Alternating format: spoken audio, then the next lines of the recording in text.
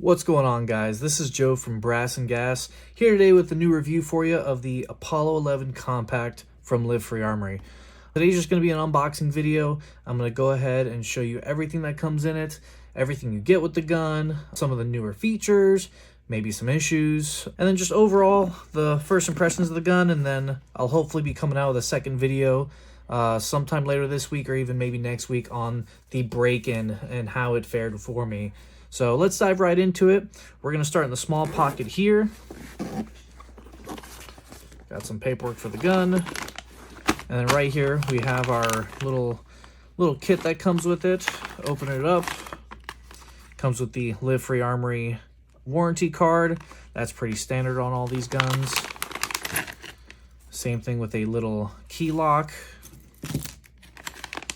And then something that they just started doing with these is they're including these nice stickers here. Very solid. Got the nice matte texture. And then we also have their famous LFA Freedom Oil that they pack with every single gun. Pretty nice stuff. Nice for a little range trip to keep in your bag. And then a little teaser for you guys on the gun itself. This is the optic plate for it. Already went ahead and mounted a couple things to it. So now that that's out of the way, let's go ahead and take a look at the gun itself. All right, let's go ahead and take a look at the bag now with the main gun. Comes with your standard 1 checkmate mag. And then let's go ahead and take a look at the gun itself now. So if you were paying attention in any of the Reddits, maybe even the new Facebook group, I think those are the only two places that I might have posted it. A lot of you guys would have seen that I ordered the multicam Tropic with this gun with a little bit of battle worn texture. So just to talk to that a little bit, I ordered this from Live Free Armory with this color pattern and texture. The Cerakote shop over there did an awesome job. As you can see, trying to get a nice clear view of that. Great color. Nice and stunning. And this was actually something that I waited the longest for when it came to ordering this gun.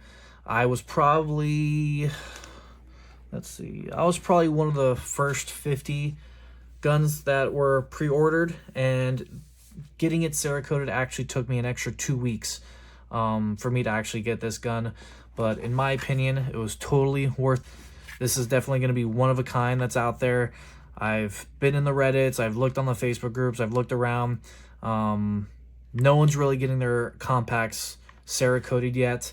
Not even a lot of the full sizes are getting Cerakoted right now. Most of them I've seen are the standard FDE, the black, the gray. Only starting at SHOT Show did I really start seeing anything come out, and that was directly from Live Free Armory. So when I placed my pre-order, I went ahead and emailed and called the guys over there and asked them if they could do this, and they went ahead and did it. Surprisingly enough, wasn't an arm and a leg to get done, which I'm really happy about. Definitely helps keep this gun budget-minded for those of you out there looking into it. But that's enough about the initial ordering process. Let's go ahead and get into the actual gun itself. So some of the big changes for this, as you can see, is that it's not a 5-inch, it's a 4 1/4. With that, I can generally say that the gun itself is pretty much the exact same as your 5-inch. If you already have a 5-inch or you looked at the 5-inch, it's almost identical. However, obviously, it has the shorter slide.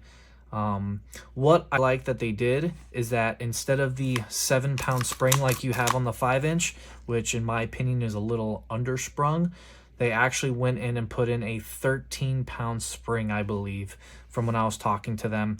And while it does have a heavier spring, you can just see that it's still smooth when you're racking this back.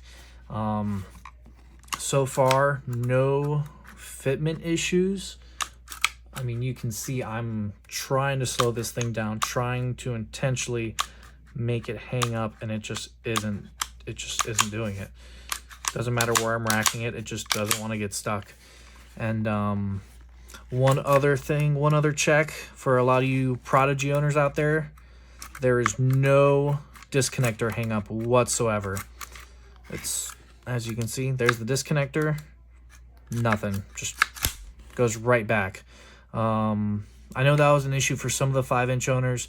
They had a little bit of disconnector hang up, and they saw on quite a few different types of rounds, especially the hollow points. This gun was having a lot of issues, just not going home.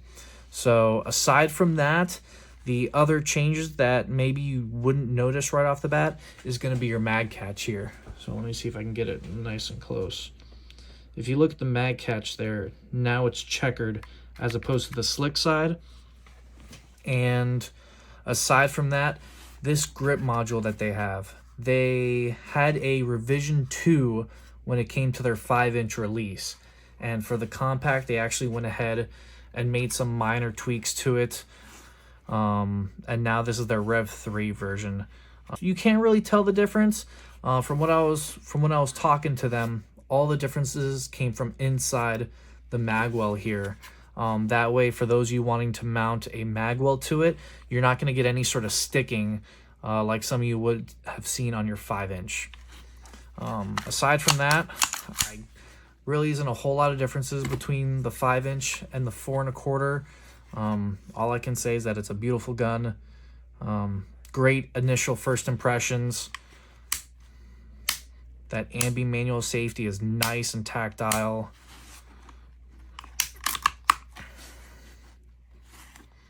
Something else to note is that none of the parts in this gun are MIM anymore.